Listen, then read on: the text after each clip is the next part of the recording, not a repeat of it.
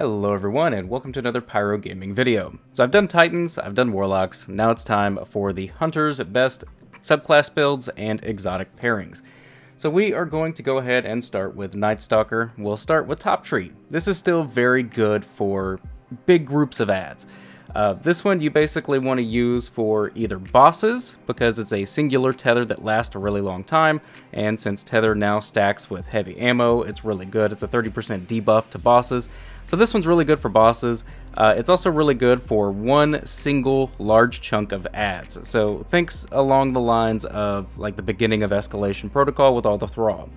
This one down here, on the other hand, you fire multiple tethers. Surprisingly, this one is also really good for bosses. I feel like they buffed the secondary arrows and they stack with the tether that is already applied to the boss, so you do 30% more damage.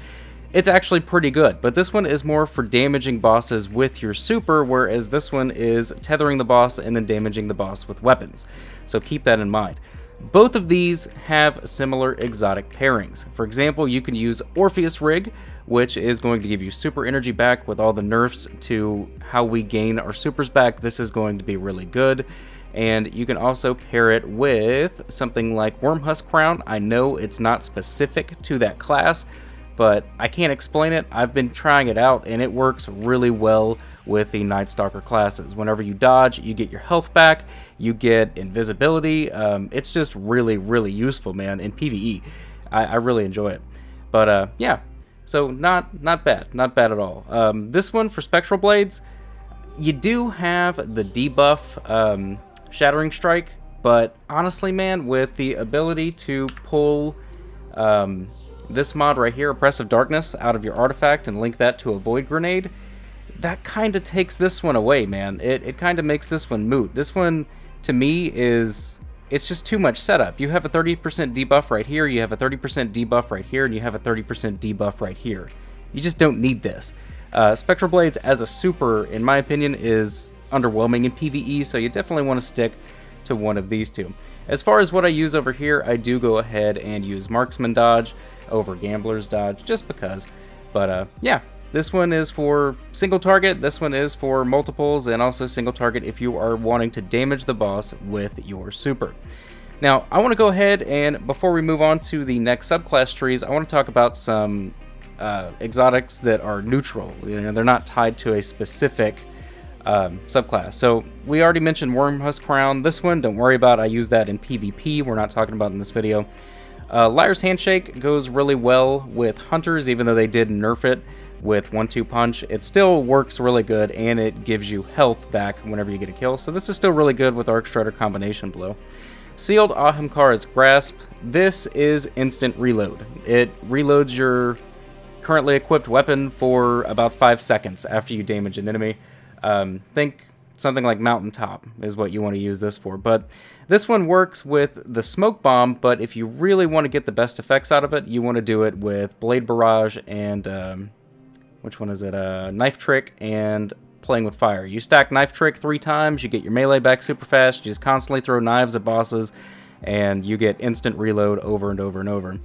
Another one that is not tied to any specific class is the 6th Coyote. If you're using something like Wendigo or even something like Izanagi's Burden, you just want to get a couple of reloads during a damage phase on a boss, it's good to have that second dodge.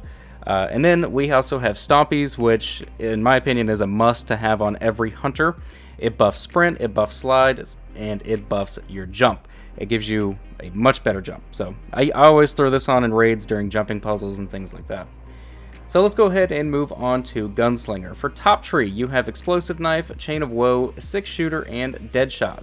Chain of Woe, in my opinion, is the saving grace in this subclass. 6-shooter is not the best in PvE, since, you know, it's doing about the same amount of damage as most special weapons. But I mean, it could be good if you're using it to clear out a bunch of majors. You know, think something along the lines of one of the higher tier Ordeal Nightfalls. This could potentially be really good, assuming your team has enough DPS. You don't want to use Nighthawk with this. If you're going to use Nighthawk, you definitely want to use Bottom Tree, Way of the Sharpshooter, because it gives you a precision multiplier, and that is where Celestial Nighthawk really shines. So keep that in mind. This one for adds, this one for boss. That's a general rule of thumb. For Blade Barrage, there's a couple of options that you have. You have Shards of Galanor, which is going to give you back your super energy. This one is still very valuable because, again, they nerfed pretty much every way that we get our super back. You can also do the Sealed Ahamkara's Grasp if you want to do that instant reload build. It's also pretty good. But yeah, that's pretty much that. This one, Blade Barrage, is still pretty good for bosses. It's good for majors. It's just a good all-around super.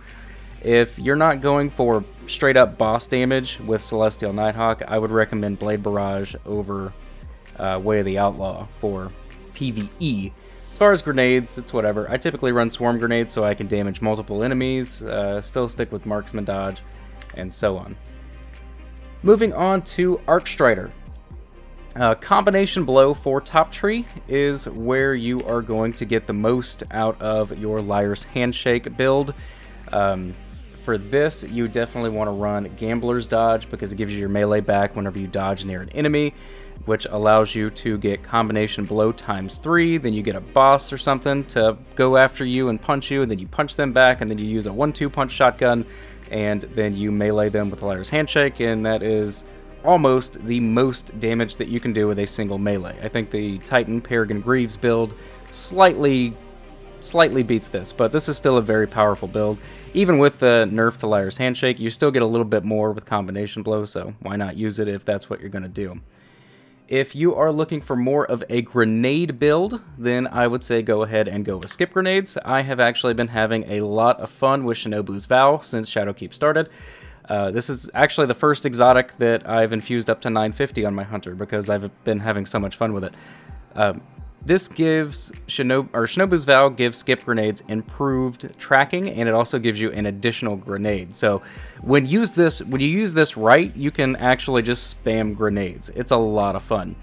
You can also do the same thing with Lucky Raspberry and arc grenades, or arc bolt grenades rather.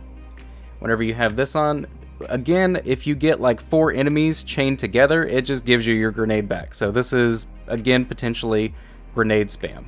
Raiden Flux is your super build exotic for anything Arc Staff. Chained Arc Staff hits buff damage and duration. You do more damage and your super lasts longer. Pretty cut and dry. That's pretty much it as far as what works here. In my opinion, the only thing that really sets any of these apart, this is your top tree. It's going to be your melee build with combination blow. This one is the build that you want to use if you are trying to block enemy damage.